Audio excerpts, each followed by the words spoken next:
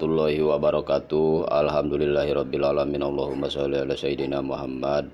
Baiklah para tulab wa tulabah dimanapun Anda berada, mudah-mudahan dirahmati Allah Subhanahu wa taala. Marilah kita belajar maning ya. Sekarang bagian ini. Iya. Bismillahirrahmanirrahim. In kunta tabghi al-ilma min ahlihi aw syahidan yukhbiru an ghaibi fatabiril ardo bi asma'iha wa tabi sohiba bis sohibi in kunta tabghi al-ilma min ahlihi aw syahidan yuhbiru anggo ibi patabiril ardo biasmaiha wa tabiriso ibabiso hibi. Lamun anjeun arek nyuprih kana elmuna maka kudu nyuprih tinu ahlina, tawa anjeun nyuprih ti jalma nu hadirna kana ilmu nu anjeun henteu hadirna. Oge anjeun kudu bisa ninggalinna ka jalma nu rek dijieun sobatna, ulah ditempo langsung jinisna tapi tempo mah babaturanana. Bahasa umumnya ini sebagian dari maksud cerita di sini. Ulama menyampaikan bahwa kita sebagai pelajar, bahkan pelajar itu ada yang mengatakan tidak mengenal umur.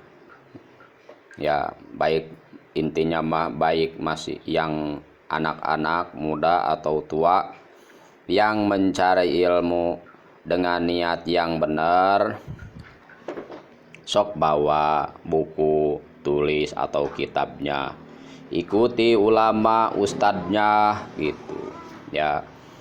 Kalau ada guru yang mengajar ilmu tapi yang maksudnya tuh yang rutinan tapi tidak memakai kitab, itu rasanya identiknya tidak benar ya. Yang benar itu bawa kitabnya. Karena apa? Al isnadu minad dini walau lal isnadu laqala man syaa masyaa.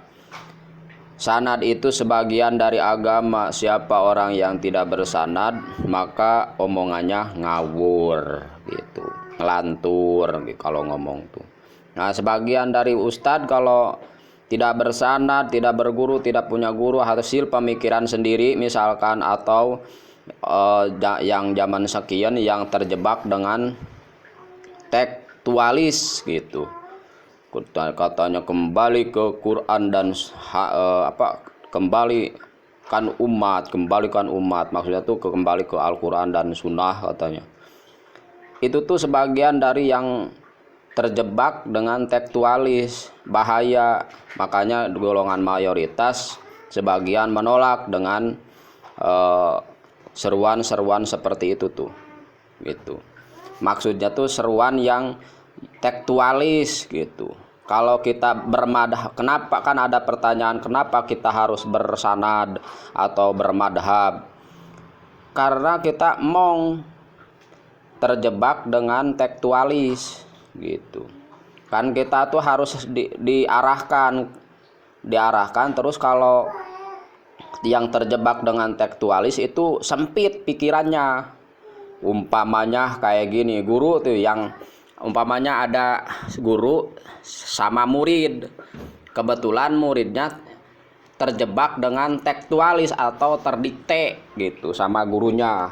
Misalkan gurunya tuh kayak gini, Jang, nanti kalau ada yang kecelakaan cepet tolong ya dia.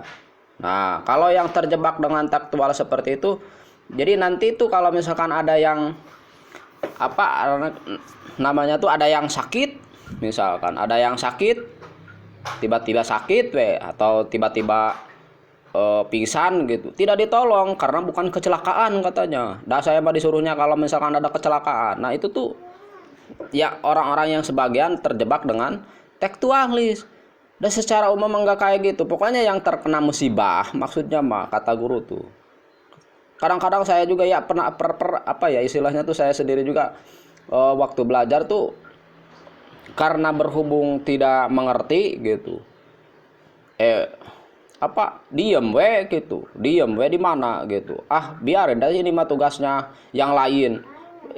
Atau misalkan apalagi kalau di dalam rumah tangga mah biarin, enggak kewajiban suami katanya. Ini tuh nyuci itu kewajiban suami katanya.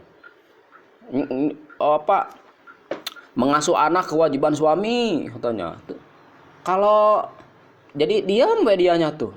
Kalau seperti itu, suami mau ngasilin uang gimana? Kalau seperti itu, masih mending mungkin kalau suaminya kerjanya di rumah aja. Atau ini mah tukang bangunan, masa harus bawa anak ke bangunan? Kerjanya priben. Itu tuh yang terjebak dengan tekstualis. Kalau yang baik mah, baiknya gimana? Ya gimana caranya supaya semuanya hasil gitu. Dengan cara yang baik. Bukan semua hasil tapi dengan cara yang tidak baik gitu. Contohnya semuanya hasil tapi dengan cara yang tidak baik, yang jelas-jelas aja korupsi. Semuanya hasil beres. Hajatan beres, punya mobil beres, punya motor beres, punya mobil, punya rumah beres, tapi hasil korupsi. Seperti itu aja yang jelas-jelas ya. Itu yang terjebak dengan yang tekstualis. Jadi kita terutama orang tua yang mau memondokkan anak, tanyakan dulu gurunya siapa. Takutnya diajarkan ajaran yang sesat atau berbeda dengan ajaran orang tua kita yang jelas-jelas udah bersanad. Kecuali kalau kitanya tidak bersanad, tidak punya sanad dulunya gitu, tiba-tiba kita lahir dari orang yang preman misalkan. Kita tuh lahir dari orang-orang awam gitu misalkan. Tanyakan dulu kepada siapa, kepada guru atau kiai mana ajaran yang sekiranya benar gitu, tidak nantinya supaya tidak terjadi permusuhan dan sebagainya gitu kan. Zaman sekian kok ya Allah banyak golongan-golongan yang berbeda jauh gitu, yang minoritas pokoknya ya sekarang tuh. Makanya ini saya begini sengaja, ini ajaran-ajaran saya ditulis dengan judul yang direferensikan untuk mayoritas. Jadi yang kalau memang kalian ingin ilmu-ilmu yang diambil dari mayoritas, sebagian dasarnya di sini diantaranya mangga kalau mau gitu. Atau bahkan yang ingin misalkan punya sebagian harta dan sebagainya atau tanah yang luas misalkan mau diwakafkan untuk amal jariah gitu kan ya, supaya amalnya terus mengalir sampai ke akhirat, mangga gitu. Insya Allah ya bisa kami menerima gitu ya di sini. Tanah wakaf ataupun sebagainya mangga ya. Terus pengen belajar sekalian di situ ya mangga segitu sekalian. Kita akan ajarkan dari mulai ilmu baca Quran, ilmu tajwid ya, dari mulai ahkamul huruf, sifatul huruf, makhorijul huruf ya mangga insya Allah. Termasuk insya Allah semampunya kita akan belajar baca Al-Quran dengan isi-isinya, karena saya juga pernah belajar tafsir Jalalin ya, jadi mangga ya mangga. Terus ajarannya tuh nanti tentang fikih gitu ya, fikih kitabnya Safinatun Najjar, Riyadul Badiah dan sebagainya gitu, ini nanti kita akan bahas. Terus tasawufnya dari kitab Akhlak juz 1, juz 2, juz 3, juz 4 dan sebagainya gitu kan, terus gitu kan. Terus ilmu tauhid kitabnya Tijan Ad-Daruri terutama ya gitu berserta nadom-nadomnya gitu kan ya. Wujud qidam baqa mukhalafatul hawadisi qiyamuhu binafsihi wahdaniyat kudrat iradat ilmu hayat sama basar kalam qadiron muridan aliman hayan samian basiron mutakaliman, dan seterusnya. Nanti kita ramai gitu, kita ramaikan gitu ya. Kalau misalkan nanti apa raneku ya secara nyata ada bantuan dan sebagainya, kita akan ajarkan ilmu-ilmu tersebut. Wabil khusus karena ilmu yang 3 itu adalah ilmu yang fardu ain daripada ulama-ulama kita yang sudah disampaikan bahwa ya ilmu yang fardu ain itu ada 3, yaitu ilmu tauhid, ilmu fikih, ilmu tasawuf. Kalau yang lainnya mah itu yang fardu kifayah. Jadi yang kita utamakan itu aja dulu. Untuk selanjutnya gitu, yang kembali ke pembahasan yang ini ya. Jikalau kita memang benar-benar belajar ya, terus misalkan kita tuh ketinggalan dengan alasan sesuatu yang benar, maka sok tanyakan. Jangan cuma jadi kayak gini. Kalau di dunia masyarakat mah kita tuh suka film episode 1, episode 2 sampai 1000 misalkan.